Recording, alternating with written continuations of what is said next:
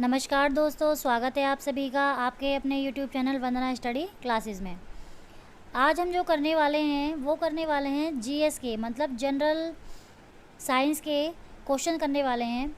GK के question सामान्य ज्ञान के, जिसमें आपका हिस्ट्री भी आती है, ज्योग्राफी भी आती है, आपका राजनीतिक विज्ञान भी आता है और इसमें आपकी जनरल साइंस भी आती है। ये क्वेश्चन सभी के मिक्स क्वेश्चन हैं और ये ऐसे क्वेश्चन हैं कि जो ऑलरेडी मतलब पहले से ही किसी न किसी एग्ज़ाम में आए हुए हैं, तो इसलिए ये आने वाली परीक्षाओं के लिए भी बहुत महत्वपूर्ण हो जाते हैं। तो वीडियो तो वो लास्ट तक ज़रूर देखिएगा, आपको वीडियो देख के बहुत अच्छा लगेगा और आपको नॉलेज में भी वृद्धि होगी। चलिए स्टार्ट करते हैं। तो आज हम कर रहे हैं पिछली कक्षाओं में आए हुए सामान्य ज्ञान के महत्वपूर्ण प्रश्न। सर्वाधिक देशों वाला महाद्वीप कौन सा है, मतलब सर्वाधिक देशों वाला महाद्वीप सबसे अधिक देश किस महाद्वीप में है? तो ये है अफ्रीका महाद्वीप में, जिसमें 54 देश हैं, ध्यान रखिएगा। फिर है ज्वालामुखी विहीन महाद्वीप कौन सा है? ज्वालामुखी विहीन मतलब जहाँ पे ज्वालामुखी नहीं है, वो कौन सा महाद्वीप है? तो ये है ऑस्ट्रेलिया।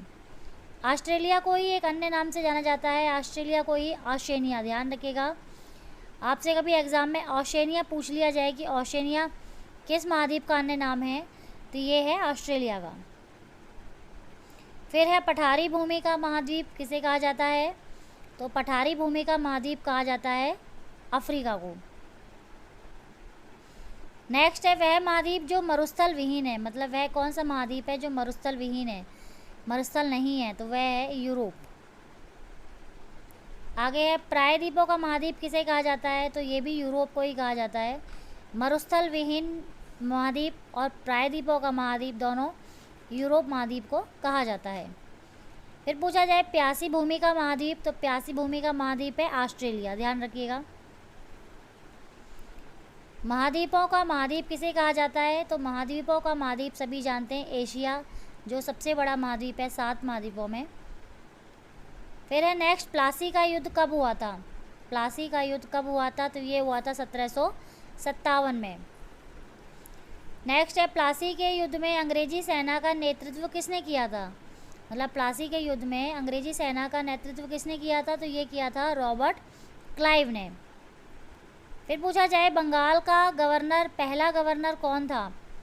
बंगाल का पहला गवर्नर कौन था? तो ये था रॉबर्ट क्लाइव।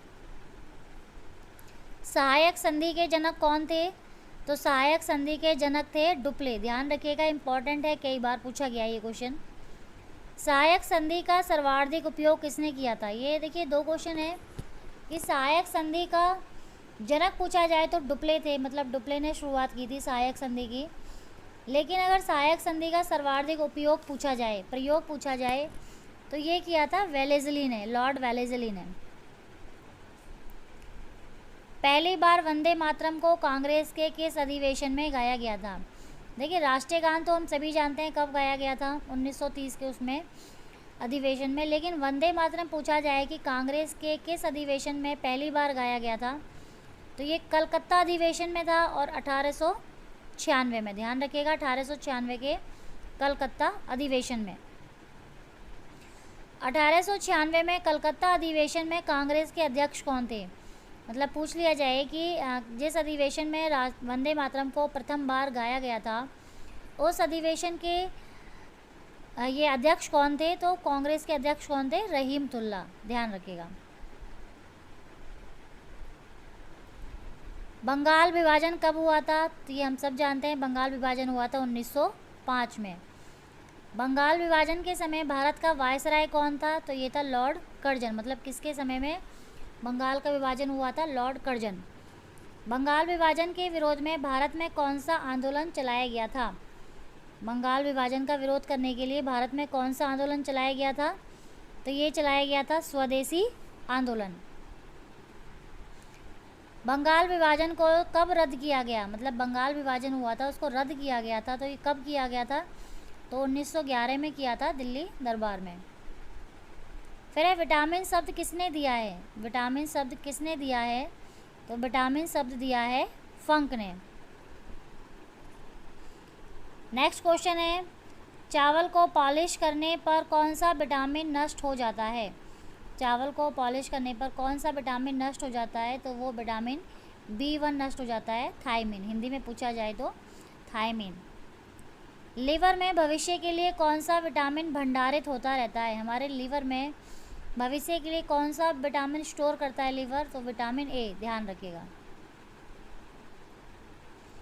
विटामिन का कार्य है, मतलब विटामिन का क्या कार्य है? तो शरीर में कार्बोहाइड्रेट, प्रोटीन, वसा का गठन करना।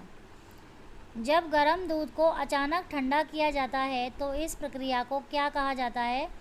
तो इसको कहा जाता है पाश्चुरीकरण। फ्रेंड्स, ये जो क्वेश्चंस हैं ये किसी एक विषय से संबंधित नहीं है, ये आपके सामान्य ज्ञान से संबंधित हैं, जिसमें आपका इतिहास, भूगोल, राजनीति विज्ञान, अर्थशास्त्र और सामान्य जनरल विज्ञान में वो भी इसमें आ जाता है। तो ये क्वेश्चन जो है सामान्य ज्ञान के क्वेश्चन हैं और पहले से परीक्षा में आए हुए हैं, इसलिए ये और भी इम्पोर्टेंट हो जाते हैं। मॉन्ट्रियल प्रोटोकॉल संबंधित है, पूछा गया है कि मॉन्ट्रियल प्रोटोकॉल किससे संबंधित है? तो ये संबंधित है ओजोन परत के रिक्तीकरण से, ध्यान रखिएगा, ओजोन परत के रिक्तीकरण से संबंधित है। खेतों की फसलों का अध्ययन करना क्या कहलाता है? खेतों की जो फसलें होती हैं उनका अध्ययन करना कहलाता है एग्रोनॉमी। अंगूर की खेती का अध्ययन करना क्या कहलाता है? तो अंगूर की खेती का पूछा जाए तो विटीकल्चर। अगर पूछा जाए जंगलों का अध्ययन करना क्या कहलाता है? तो जंगलों का अध्ययन कहलाता है सिल्वीकल्चर। ये ध्यान रखिएगा, इस टाइप से क्वेश्चन आते हैं एग्जाम में। लीवर यकृत, लीवर को यकृत भी कहते हैं और इसका अध्ययन करना क्या कहलाता है? हेपैथोलॉजी। क्या कहलाता है? हेपैथोलॉजी। फिर है मिड डे मील योजना का नाम बदलकर क्या रखा गया है? अभी कुछ समय पहले ही रखा गया है ये मिड डे मील योजना का नाम जो है प्रधानमंत्री पोषण योजना, ध्यान रखिएगा, प्रधानमंत्री पोषण योजना इसका नाम बदलकर रखा गया है। इसके बाद है किडनी का अध्ययन करना क्या कहलाता है? तो ये कहलाता है नेफ्रोलॉजी, इंपॉर्टेंट है, ध्यान रखिएगा, किडनी का अध्ययन करना कहलाता है नेफ्रोलॉजी। ऊर्जा का 10% प्रवाह नियम किसने दिया था? लिंडमान ने। बहुत इंपॉर्टेंट क्वेश्चन है कि ऊर्जा का 10% प्रवाह का नियम किसने दिया था? लिंडमान ने दिया था। ये क्वेश्चन इस तरह आता है कई बार कि एक प्राणी से दूसरे प्राणी में कितने प्रतिशत ऊर्जा का प्रवाह होता है? तो ये होता है 10%, ध्यान रखिएगा। इसके बाद है प्रोटीन की कमी से होने वाले रोग कौन से हैं? तो ये हैं क्वासिकोर और मैरस्मस। प्रोटीन की कमी से होने वाले रोग हैं क्वासिकोर और मैरस्मस। मनुष्य की लार में एंजाइम होते हैं, मनुष्य की लार में कौन से एंजाइम्स होते हैं? टाइलिन और इमाइलेज। फिर है किस नदी को लाल नदी भी कहते हैं? किस नदी को लाल नदी कहते हैं? ब्रह्मपुत्र नदी को। इम्पोर्टेंट है, ये कैलाश मानसरोवर से निकलती है, तिब्बत से। ब्रह्मपुत्र नदी भारत में किस राज्य से प्रवेश करती है? तो ये करती है अरुणाचल प्रदेश से। विश्व का एकमात्र नदी द्वीप कौन सा है? पूरे विश्व में एकमात्र एक द्वीप है जो नदी पर बना हुआ है, वो कौन सा है? तो वो है माजुली द्वीप है, ध्यान रखिएगा। और किस नदी पर बना हुआ है? तो ब्रह्मपुत्र नदी पर बना हुआ है। माजुली द्वीप भारत के किस राज्य में स्थित है? तो माजुली द्वीप भारत के असम राज्य में स्थित है, ध्यान रखिएगा। बौद्ध धर्म के प्रतिपादक कौन थे या बौद्ध धर्म के संस्थापक कौन थे? तो ये थे महात्मा बुद्ध। महात्मा बुद्ध के बचपन का क्या नाम था? तो महात्मा बुद्ध के बचपन का नाम था सिद्धार्थ। महात्मा बुद्ध ने अपने उपदेश किस भाषा में दिए थे? तो पाली भाषा में दिए थे ये। फिर है महात्मा बुद्ध ने अपना प्रथम उपदेश कहाँ दिया था? तो सारनाथ में दिया था ये। महात्मा बुद्ध ने अपने शरीर का त्याग किया था, कहाँ पे किया था? कुशीनारा में किया था। जैन धर्म के संस्थापक कौन थे? तो ये थे ऋषभदेव, या इनको आदिनाथ भी कहते हैं। जैन धर्म के कुल 24 संस्थापक थे, 24 तीर्थंकर थे। पहले थे ऋषभदेव आदिनाथ जी। उसके बाद पूछा जाए जैन धर्म के 24वें तीर्थंकर कौन थे? तो ये थे महावीर स्वामी। 16 महाजनपद का उल्लेख बौद्ध धर्म के किस ग्रंथ में मिलता है? तो ये मिलता है अंगुत्तर निकाय। और सभी 16 महाजनपदों का उल्लेख जैन धर्म के किस ग्रंथ में है? तो ये भगवती सूत्र। ध्यान रखिएगा, ये 16 महाजनपदों का उल्लेख जो है बौद्ध धर्म के अंगुत्तर निकाय और जैन धर्म के भगवती सूत्र में मिलता है। लेकिन हम जितनी भी डिटेल में पढ़ते हैं महाजनपद काल के बारे में, ये 16 जनपदों के बारे में जो डिटेल हम पढ़ते हैं या देखते हैं किताबों में, ये सब बौद्ध धर्म के अंगुत्तर निकाय के अनुसार ही हमें देखने को मिलता है। महात्मा गांधी दक्षिण अफ्रीका से भारत कब लौटे थे? तो महात्मा गांधी दक्षिण अफ्रीका से 9 जनवरी 1915 को भारत लौटे थे। प्रवासी दिवस, भारतीय दिवस कब मनाया जाता है? महात्मा गांधी जो है 9 जनवरी को भारत आए थे, इसलिए 9 जनवरी को ही प्रवासी भारतीय दिवस मनाया जाता है। गांधी जी को राष्ट्रपिता की उपाधि किसने दी थी? तो ये दी थी नेताजी सुभाष चंद्र बोस ने। भारत में गांधी जी का पहला आंदोलन कौन सा था? इम्पॉर्टेंट है ये, चंपारण सत्याग्रह था 1917 में। और अगर पूछा जाए वर्तमान में चंपारण कहाँ है, भारत के किस राज्य में है? तो ये बिहार में है। रिजर्व बैंक ऑफ इंडिया की स्थापना कब हुई थी? तो ये हुई थी 1 अप्रैल 1935 को। रिजर्व बैंक ऑफ इंडिया का वित्तीय वर्ष होता है, ये मोस्ट इम्पॉर्टेंट क्वेश्चन है, क्योंकि जो हम बैंकों का फाइनेंशियल वित्तीय वर्ष देखते हैं वो सभी देखते हैं 1 अप्रैल से लेके 30 मार्च तक, 31 मार्च तक होता है। लेकिन अगर रिजर्व बैंक ऑफ इंडिया का पूछा जाए कि वित्तीय वर्ष कब होता है, तो ये होता है 1 जुलाई से लेके 30 जून तक। रिजर्व बैंक ऑफ इंडिया का राष्ट्रीयकरण कब हुआ था? तो ये हुआ था 1 जनवरी 1949 को। रिजर्व बैंक ऑफ इंडिया के प्रथम गवर्नर थे, इंपॉर्टेंट है, रिजर्व बैंक ऑफ इंडिया के प्रथम गवर्नर कौन थे? ऑसबर्न स्मिथ थे। 1 रुपये के नोट पर किसके हस्ताक्षर होते हैं? तो ये होते हैं वित्त सचिव के, भारत के वित्त सचिव के। भारत सरकार का बैंक किसे कहा जाता है? तो ये कहा जाता है रिजर्व बैंक ऑफ इंडिया को। जब सूर्य, चंद्रमा, पृथ्वी एक सीध में होते हैं, मतलब सूर्य, चंद्रमा, पृथ्वी एक सीध में होते हैं, तो उस कंडीशन को क्या कहते हैं? तो उसको कहते हैं सिजगी। ध्यान रखिएगा, सिजगी कहते हैं। आंतरिक ग्रह कौन कौन से होते हैं? बुध, शुक्र, पृथ्वी और मंगल, ये सारे ग्रह जो होते हैं आंतरिक ग्रह होते हैं। अगर पूछा जाए बाह्य ग्रह होते हैं, तो बाह्य ग्रह होते हैं बृहस्पति, शनि, अरुण और वरुण। सूर्य ग्रहण होता है कब होता है? जब सूर्य और पृथ्वी के मध्य चंद्रमा आ जाता है। जब सूर्य और पृथ्वी के मध्य चंद्रमा आ जाता है तो बनता है सूर्य ग्रहण। ऐसे ही पूछा जाए चंद्र ग्रहण होता है, तो जब सूर्य और चंद्रमा के मध्य पृथ्वी आ जाती है तो चंद्र ग्रहण पड़ता है। चंद्रमा पृथ्वी के चारों ओर कक्ष में चक्कर लगाता है, तो दीर्घ वृत्ताकार कक्ष में चक्कर लगाता है। आर्यों का पिता किसे कहा जाता है? तो ये कहा जाता है सूर्य को। देशांतर के मध्य का स्थान क्या कहलाता है? ये देशांतर रेखाएं होती हैं इस तरह से, तो इनके जो मध्य का स्थान है ये क्या कहलाता है? तो ये कहलाता है गोरे। ध्यान रखिएगा, गोरे। ऐसे ही अक्षांशों के मध्य का स्थान क्या कहलाता है? अक्षांश रेखाएं होती हैं इस तरह से, इनके जो मध्य का स्थान होता है ये क्या कहलाता है? ये होता है कटिबंध।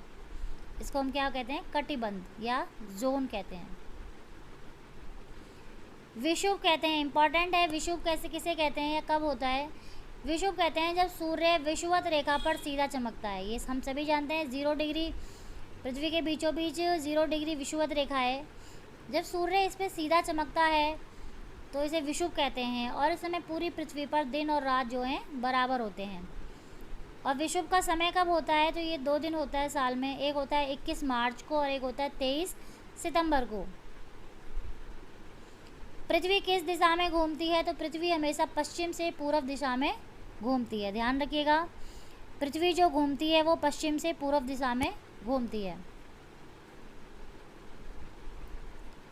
फिर है 0 डिग्री अक्षांश रेखा व 0 डिग्री देशांतर रेखा कहाँ मिलती हैं? 0 डिग्री अक्षांश रेखा और 0 डिग्री देशांतर रेखाएं कहाँ मिलती हैं? तो ये मिलती हैं अटलांटिक महासागर में। अटलांटिक महासागर में 70% विश्व की 60% जनसंख्या किस महाद्वीप में रहती है? पूरे विश्व की 60% पॉपुलेशन जो है वो एशिया महाद्वीप में रहती है। एशिया महाद्वीप की सबसे लंबी नदी है, तो एशिया महाद्वीप की सबसे लंबी नदी है यांग टीसी कयांग। और ये कहाँ है ये नदी? तो ये नदी है चीन में, ध्यान रखिएगा। चंद्रगुप्त मौर्य के गुरु व सलाहकार कौन थे? तो चंद्रगुप्त मौर्य के गुरु व सलाहकार थे विष्णुगुप्त। इनका नाम था चाणक्य और इन्हें कौटिल्य के नाम से भी जानते हैं। चीन की सबसे पुरानी सभ्यता कौन सी है? चीन की सबसे पुरानी सभ्यता थी स्वान सभ्यता। भूटान देश की राजधानी है, तो भूटान देश की राजधानी है थिम्पू। पीतल धातु किसका मिश्रण होती है? तो ये होती है तांबा व जस्ता का। तुगलक वंश का संस्थापक कौन था? तो ये था गयासुद्दीन तुगलक।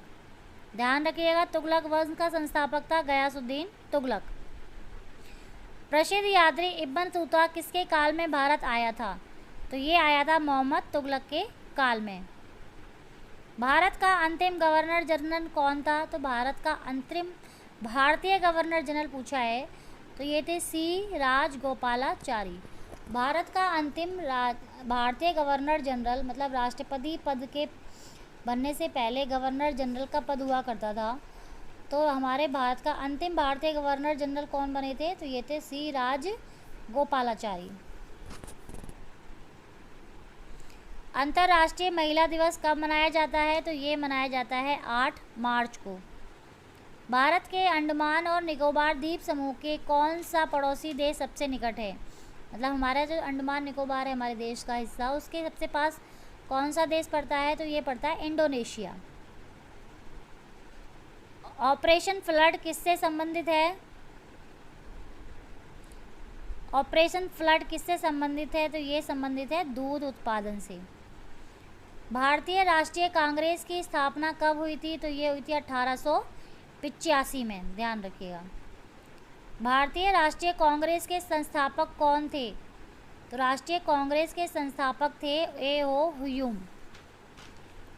फिर है हिंदुस्तान मशीन टूल्स निगम कहाँ स्थित है? हिंदुस्तान मशीन टूल्स निगम कंपनी है ये है बेंगलोर कर्नाटक में।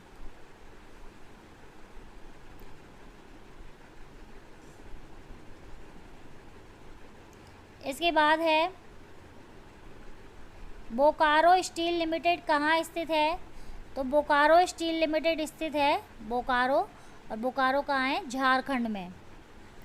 हिंदुस्तान स्टील लिमिटेड कहाँ स्थित है? देखिए ये बोकारो स्टील लिमिटेड पूछा था, तो ये बोकारो झारखंड में है। फिर है हिंदुस्तान स्टील लिमिटेड, तो ये है राउरकेला और ये कहाँ पे है? उड़ीसा में। Hindustan shipyard limited, shipyard limited कहाँ पे स्थित है? तो यह है केरल में, केरल के कोच्चि में स्थित है। फिर है भारत हैवी इलेक्ट्रिकल्स लिमिटेड कहाँ पे स्थित है? हैवी इलेक्ट्रिकल्स लिमिटेड कंपनी, तो ये स्थित है भोपाल, मध्य प्रदेश के भोपाल में। हिंदुस्तान एयरक्राफ्ट संस्थान कहाँ स्थित है? तो हिंदुस्तान एयरक्राफ्ट है बेंगलोर कर्नाटक, मतलब कर्नाटक के बेंगलोर में स्थित है। इंडियन आयरन एवं स्टील लिमिटेड कहाँ स्थित है? तो इंडियन आयरन एवं स्टील है बर्नपुर, पश्चिम बंगाल में स्थित है। किस शासक के पास शक्तिशाली नौसेना थी? इम्पॉर्टेंट है कि सबसे पहले शक्तिशाली नौसेना रखना किसने स्टार्ट किया था? तो ये किया था चोल शासकों ने। राष्ट्रीय गीत वंदे मातरम, राष्ट्रीय गीत वंदे मातरम की रचना किसने की थी? तो राष्ट्रीय गीत वंदे मातरम की रचना की थी बंकिम चंद्र चटर्जी ने। और राष्ट्रीय गान जन गण मन की स्थापना किसने की थी? किसने की थी रचना? तो ये की थी रविंद्रनाथ टैगोर जी ने, ये हम सभी जानते हैं। भारत का सर्वोच्च सम्मान या रत्न मतलब अवार्ड कौन सा है? तो वो है भारत रत्न। आर्य समाज की स्थापना किसने की थी? तो ये की थी स्वामी दयानंद सरस्वती ने। किस ब्रिटिश गवर्नर जनरल ने डाक टिकट की शुरुआत की थी? जो डाक टिकट लगती हैं ये सबसे पहले किस ब्रिटिश गवर्नर ने शुरू की थी? तो ये की थी लॉर्ड डलहौजी ने, ध्यान रखिएगा, इंपॉर्टेंट है, लॉर्ड डलहौजी ने।